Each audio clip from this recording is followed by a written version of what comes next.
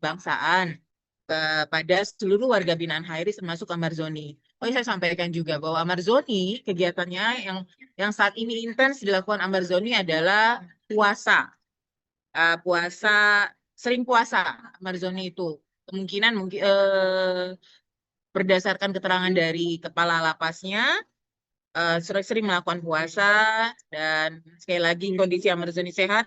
Kita sih berharap apa yang dilakukan sekarang menjadi program pembinaan yang dapat mengubah perilaku dalam hal ini Amarzoni. Jadi, pokoknya nanti buatnya aku ya gitu.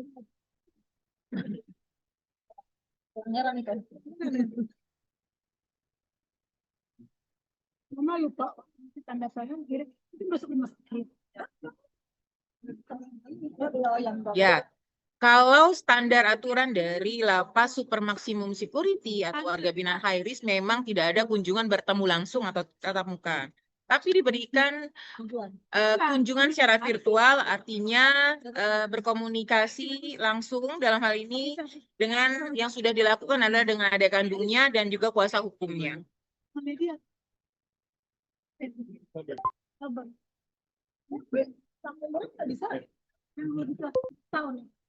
Untuk Amarzoni ini yang dilakukan 1 bulan sekali, tapi apabila ada yang sangat urgent sekali terkait dengan perkara hukumnya, kebutuhan dari kuasa hukumnya, maka diberikan sesuai dengan kebutuhan.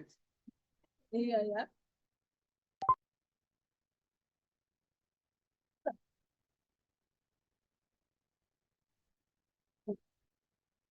Kita perlu panjang. Oh, yang tadi saya sampaikan bahwa Amarzoni mengikuti program pembinaan, khususnya pembinaan kepribadian ya. Kalau one man one cell ataupun lapas high risk itu pembinaan yang diberikan adalah pembinaan kepribadian, diberikan konseling. Jadi Amarzoni diberikan hak untuk melakukan konseling dengan konselor-konselor tim psikologi yang ada di lapas Karanganyar. Kegiatan beribadah pastinya salah satu kegiatan beribadah karena Amarzoni sebagai Muslim itu adalah salah satunya yang intens dilakukan Amarzoni adalah berpuasa. Kita sih berharap ini juga merupakan bagian dari pembinaan kepribadian yang berhasil diadopsi sama Amarzoni, yang kita berharap berimbas pada perubahan perilaku yang lebih baik.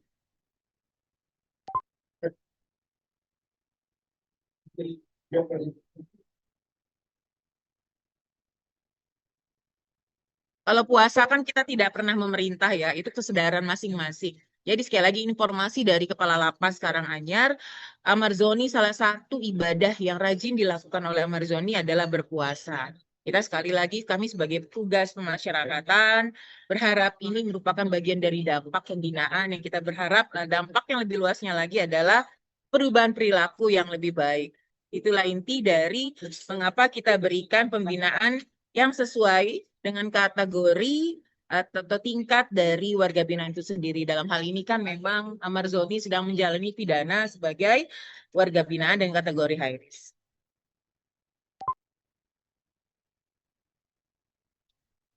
Berdasarkan keterangan Kalapas, alhamdulillah sehat, mengikuti pembinaan dengan baik, dan sekali lagi kaitannya dengan menjelang 17 Agustus ini, pastinya dirayakan salah satunya dengan memperdengarkan lagu-lagu kebangsaan Indonesia.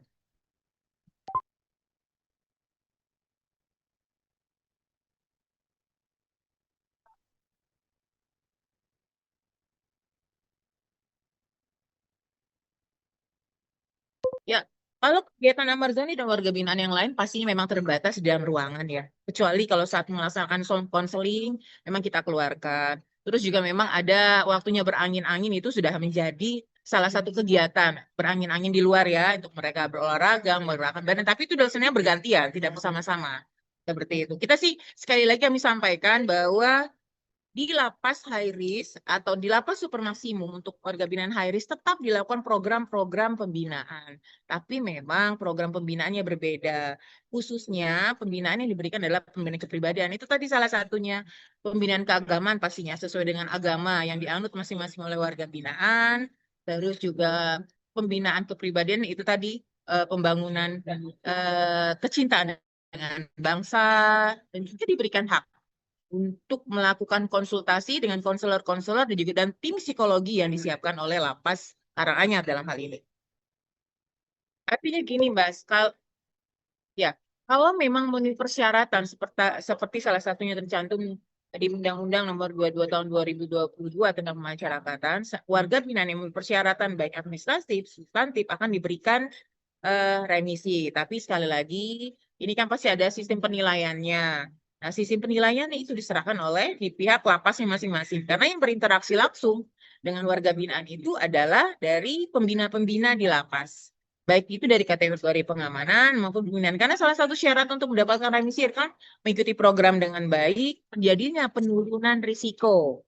Nah, terjadinya penurunan risiko itu dua di antaranya yang harus dipenuhi untuk mendapatkan remisi. Nah, kalau terkait dengan siapa yang dapat nanti kita lihat hasil dari lapas itu sendiri, ya, dari lapas itu sendiri.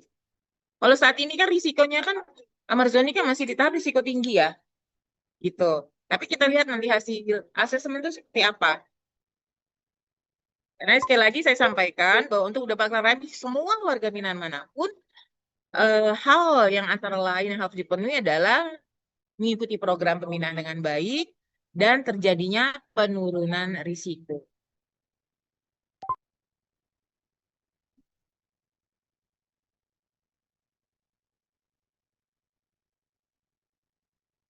Izin Mas, yang mendapatkan remisi itu bukan tahanan, tapi narapidana nih ya. Saya juga pengen mengedukasi nih teman-teman media. Yang namanya tahanan itu masih proses persidangan. Tuh. Tapi kalau yang mendapatkan remisi itu adalah narapidana, berarti memang sudah inkrah. Kalau yang belum inkrah, tahanan nggak bisa dapat remisi.